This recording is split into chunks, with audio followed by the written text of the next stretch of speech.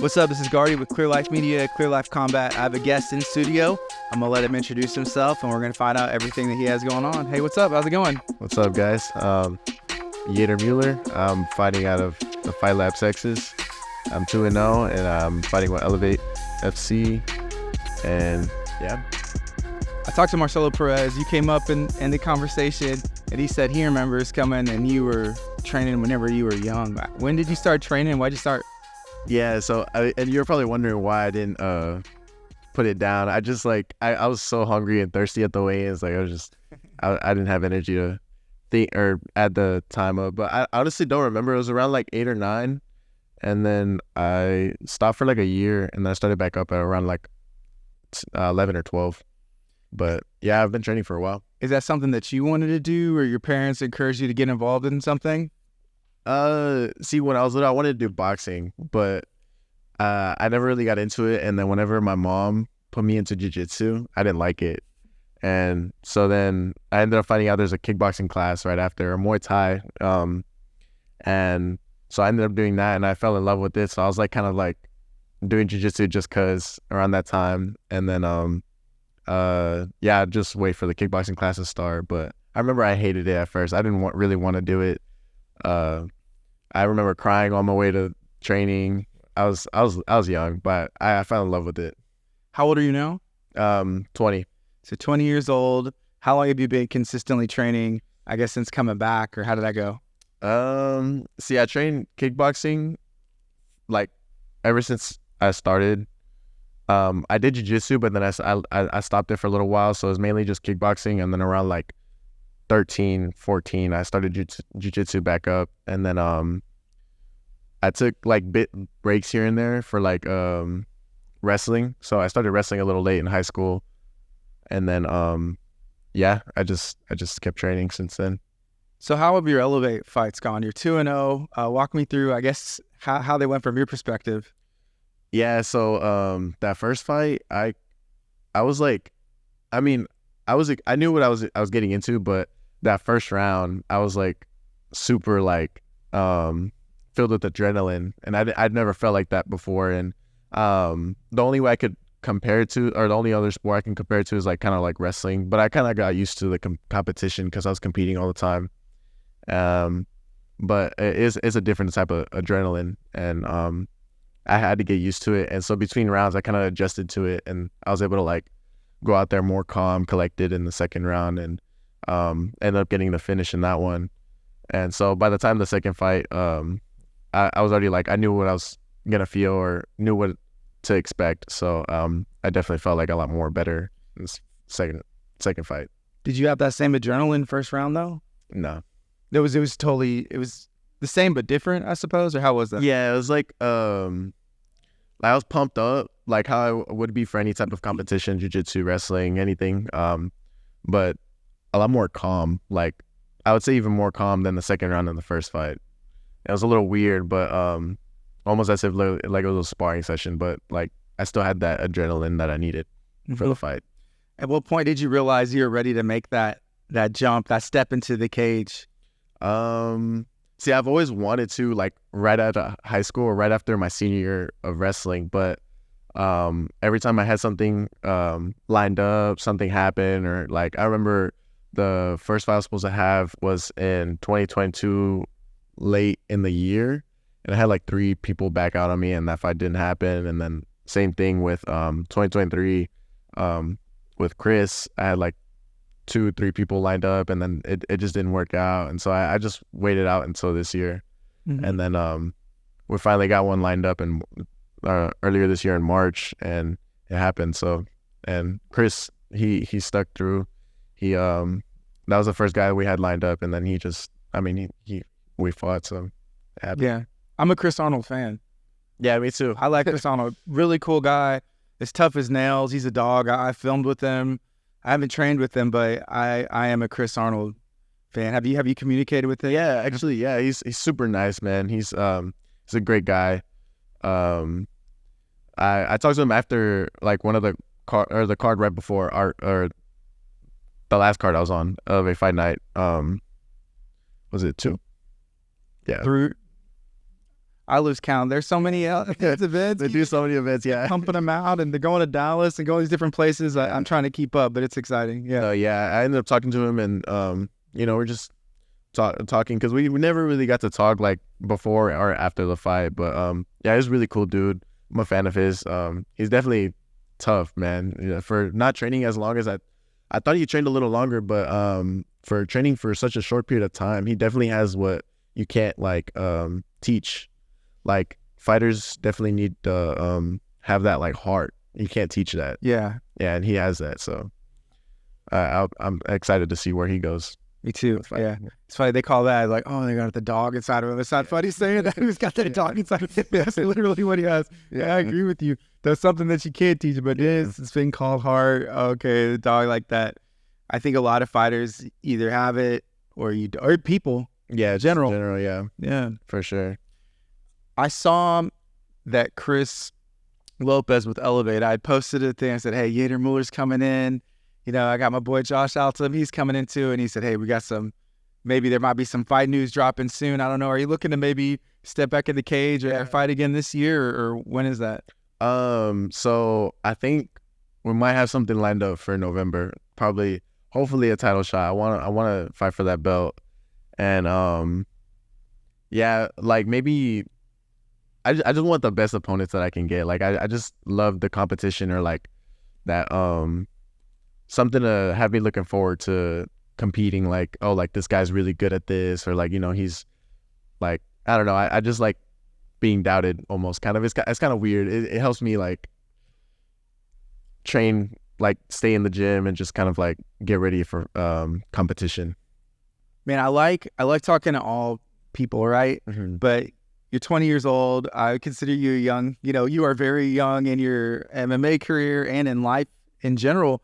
But y'all younger fighters, like 1, 2, 3, 4. How many fights can I rattle off in a year? Yeah, this is. I mean, that was my main goal for 2024 was just to stay active, really, because like after that first fight, I was like, no, yeah, I got to stay active because I get worried that like I'm gonna get rusty or something, because especially with wrestling, like, or when I go back to training wrestling here and there, I'm like, dang, like I know it's different from like jiu-jitsu. It's just like, so I kind of lose some moves here and there, and especially because like not everything from wrestling translates over to MMA, but still I just feel like slow from not practicing it like all the time how I used to.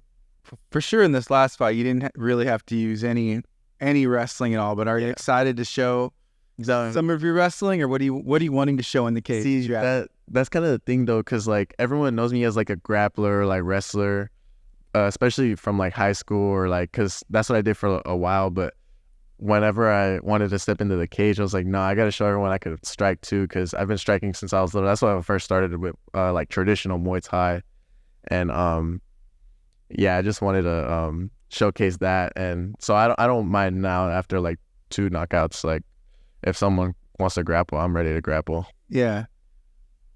I mean, I know once you get in the cage, you probably want to get out as soon as you can, but are you excited to see a test for yourself to where it maybe pulls a little bit more out of you, going 3 rounds or taking it a little bit deeper? Most definitely. Like that's what I hope for, especially for like if I were to get a title shot, like that's what I would want in order to get the belt, or just honestly every fight. I want the toughest dude. That's what excites me when it comes to fighting. Like it's just like I want to face the best at all times. I guess just remind people who are listening and watching this, like, what weight class are you at, and is this where you're comfortable? Are you looking to stay here, for a while? And if you transition to pro, is that where you want to debut at? 170 welterweight. Yeah, I'll probably stay there, because I mean, I could go down to 155, but I don't want to cut that.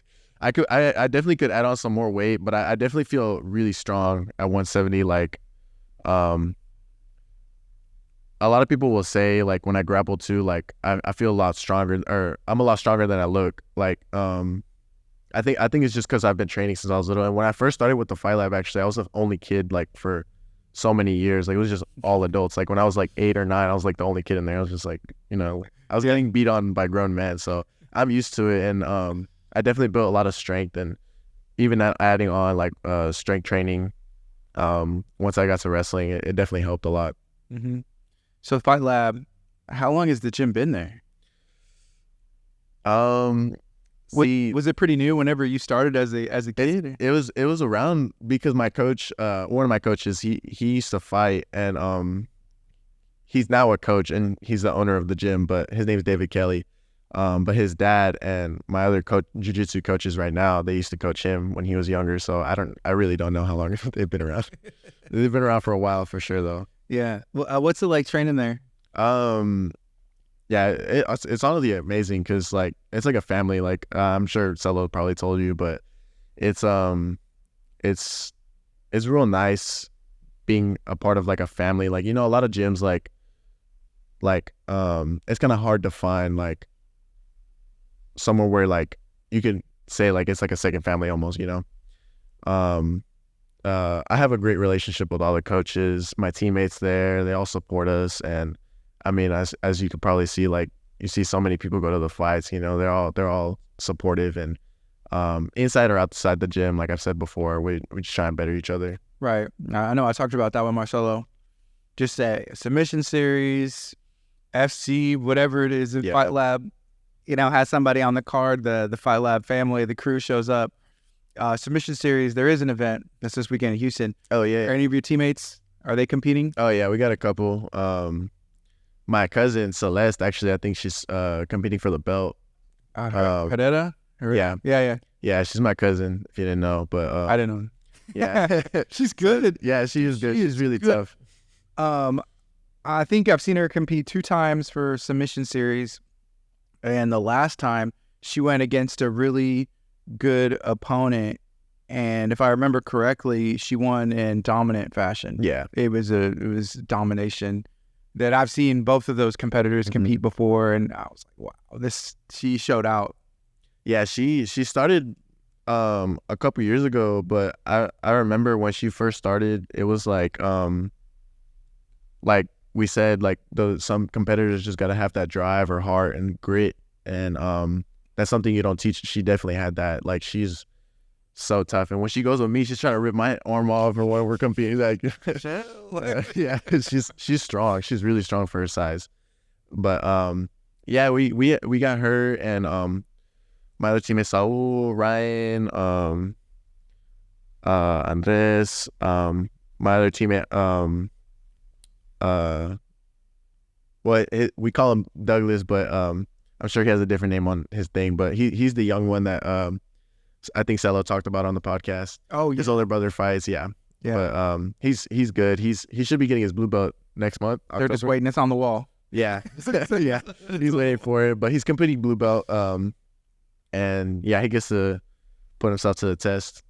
So we got a couple of them out there. Yeah, I would say a lot of MMA competitors will sometimes keep themselves busy, doing some grappling things or some events, some other stuff. But I mean, for you, I guess you're just looking to get back in the cage. But is that something that you are interested in? I don't think I've seen you compete for Elevate. I did one submission series, but it was like kind of last minute. I think it was in May, June. I think like June. Yeah.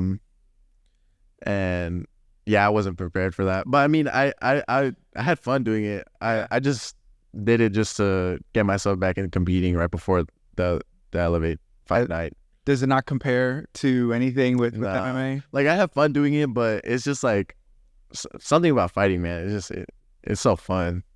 And like jiu-jitsu definitely, like I need it, but and I love it, don't get me wrong. I've been doing it since I was little, but so I just, the competition is like different, like I don't have as much fun as I do with like when I'm fighting or like doing wrestling. Like, and I even started wrestling late, but I had more fun doing wrestling than competing in jiu-jitsu.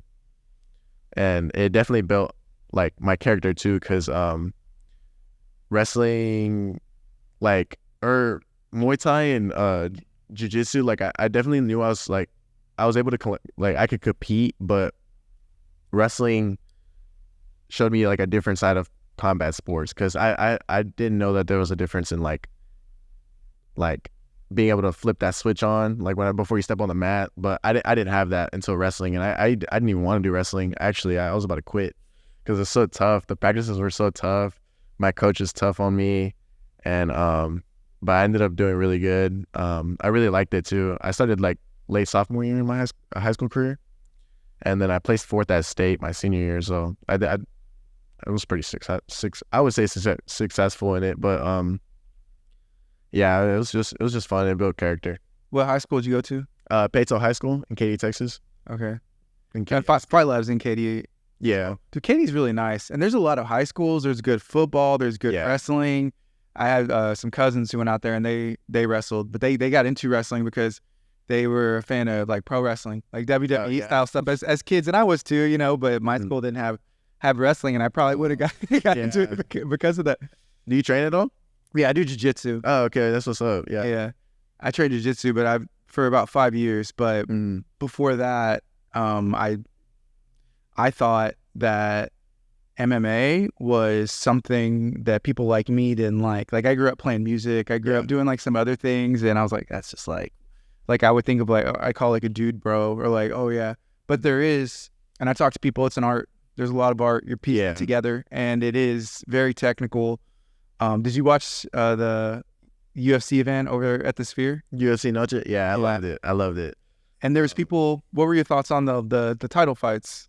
The title fights, see, I enjoyed those fights just because I've been watching those fighters, especially Valentina. Like I've been watching her since I was little. Like, so I could understand her frustration as to why she wanted the belt so bad, and like she felt like she got robbed in the second fight. I don't know how I feel about that one. I mean, it really could have gone either way. I think Alexa won that one, but she feels like she got robbed. So she did everything she needed to do to win the belt back. And then Merab, I think he did it perfectly. Like he had a perfect game plan in order to beat O'Malley. Like, right. I didn't think it was boring, but I could see how for other viewers who don't really like understand wrestling or jiu-jitsu, like it was boring for them. Yeah, they don't train. And so that was me not really understanding. It's like, that's not for me. But then once you see and understand, or you train, or you just watch a little bit more and appreciate what he did in the dominant fashion. Yeah. But I've seen a lot of people being like, wow, that was boring, title fights. And I think Dana would prefer to have, you know, a knockout, a finish, because it doesn't just appeal to someone who trains, but it appeals to the broader audience. Yeah, most definitely. And he was trying to reach. He was probably trying to draw in more fans, definitely, like especially for Mexican Independence Day and stuff. So I think he even said like he hopes that like people are turning it off for the main events, but I mean, he's a businessman, so he's trying to obviously draw in more money. But I didn't really have an issue with those title fights for sure. My issue is that it was just so late. Yeah. Bro. Like, I think it was like 1 a.m. It's like I got church in the morning. I'm like, dude, give me something. But I'm a Alexa Grasso fan, Valentina Shevchenko fan. Yeah. Like I think that they're both great at what they do, and I think it is cool to have. You know, I'm Hispanic, my parents, you know, and stuff like that, I'm Mexican, American, but same. I like it. I'm like, that's cool, Alexa Grasso, you know, and you know, it just, I don't know. It is neat to see that. I'd like to see a fourth fight for sure. Like maybe because I'm not gonna say Alexa seemed off, but because I'm not gonna take anything from Valentina. I know how good she is. I've been watching her since I was little, but it'd be cool to see because in my eyes right now it's kind of like 1-1 since if we count the draw, like probably like a third fight to see who's really like better. Yeah. What do you think about that Ortega Lopez fight? See, I knew Diego was good, but I didn't know he was that good. Like he definitely showed a lot in that fight, like being able to prove that he can compete with those like top 5 ranked guys, like, or just anyone right there in the top in that division, because that division is pretty stacked. Like I really like Ilya, like the champ right now, but not to take away from Diego, but with the Max and Ilya fight, like a lot of people don't like Matt or Ilya, but I think Ilya's gonna win that fight. His hands are crazy. Yeah, I love Max. Like I've been watching since I was little too, but I think Ilya takes that one for sure. But yeah, the division is stacked. Like I really like that fight. I feel bad for Ortega because, you know, I got to meet him and I love watching him. But man, Diego's good. Yeah, is real good. yeah, that was cool to watch. It's exciting to see, I guess, how everything's going to shake out now. Yeah. For you, even some of those guys that we mentioned, are there fighters that you kind of model your game or you would like to model your game after?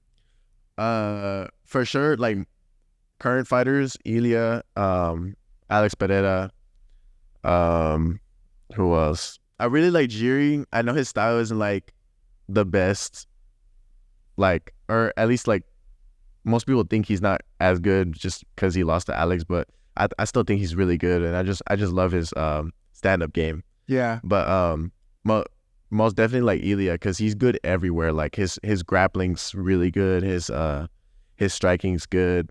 And I would say like older fighters, probably like GSP, John Jones, you know, those guys, Mighty Mouse, because they're just good everywhere. But most definitely like, yeah, those fighters. Yeah, think about I guess Jiri he'll do like that hop back and forth, Yeah. kind of pulls his hands down, and it looks cool. But I'm like, dude, you pull your hands up, put your hands up. Yeah. You know who you're fighting. Yeah. But it just takes like one touch, just one touch. And I would say that you have that same, that same touch apparently, right? Yeah, I mean, I didn't really, I knew it had power, but I never really got to put it to the test because obviously I don't want to hurt my training partners or anything. And the only time I get to really throw hard is on the pads. And then like I guess I figured it out in the middle of a fight. I was like, oh well, I mean, I didn't think I hit him that hard. Yeah. But At the last weigh-ins, I know I asked you. I was like, dude, from your first fight, I've watched your fights, both of them from every angle. I've watched the live broadcast. I've watched camera on this side, that side, and everything. And you hit him, you connected, and it's hard. But I was like, man, it looks like you could hit harder. That's, I guess, probably the most scariest thing that you are hitting. But it looks like you could hit harder. I personally, like, I feel like I could hit harder. Like, I don't feel like I really like threw as hard as I could in any of either of those fights actually, but the second was most definitely like timing because I timed when he was gonna come in and I didn't know he was gonna come in, but I was throwing the jab and it kind of like turned into a hook, I guess, and yeah, I feel like I could throw harder, which I really want to see in these next upcoming fights for sure, because I'm sure everyone wants to see knockouts, but I just like entertaining everyone. Yeah. I just want to see how hard I can hit. And yeah. Before that last fight at the weigh-ins, we take photos for flyers like as Clear Life, and then photos for the broadcast. We'll put up graphics and stuff. Yeah. And so it was you and your opponent. And he was a tall guy, like maybe like 6'2", 6'3", obviously fighting at 170. He had a chain on. He was like, hey, can I wear my chain for the photo? And we're like, better just to take it off because it's just better to be able to use for the future thing. Dang, we were taking the photo, and then we took a photo. It was like we're shooting for like Calvin Klein. I think it was like we're shooting like some modeling thing here. Are we doing fights or what's going on? And then I was joking with a photographer, and someone was like, "This is like for the HMF, the most handsome." And like whoever's gonna win this title is the HMF title holder for Elevate. So that's funny. I told Marcel I wanted to tell you like right then, but I know there's a lot going on with the weigh-ins and drained, and y'all are concentrated. I was like, it's funny to me, but I'm not trying to distract anybody. Yeah. Anyway, what's that cut like for you? The first one, I was walking around like probably like 190 something. So then, it was honestly really easy, surprisingly. I expected, because wrestling, I had a cut every week. It was around like 10, 12 pounds, like every single week. And that was real draining. So I was like, bro, 20 pounds is probably gonna suck, but I'm ready for it. I'm down. And surprisingly, it was really easy. I guess it's because like I got to weigh in and then rehydrate and prepare for the next day. But yeah, it was super easy. And then this last one, I was already preparing to cut to 170, and I was already like almost there. I was like maybe like 9 pounds over. And so when I found out like a day or two before that we were doing catch weight 175, I was like, oh yeah, like I'm cooling on this one. Like, and it was super easy. So I haven't had a hard cut or bad cut for 170 just yet. That's why I feel like I can probably add on like some more weight, probably more muscle. But yeah, it wasn't too bad. When it comes to MMA, what are the goals, I guess, for your amateur career? Are you looking to turn pro? I mean, what does that look like?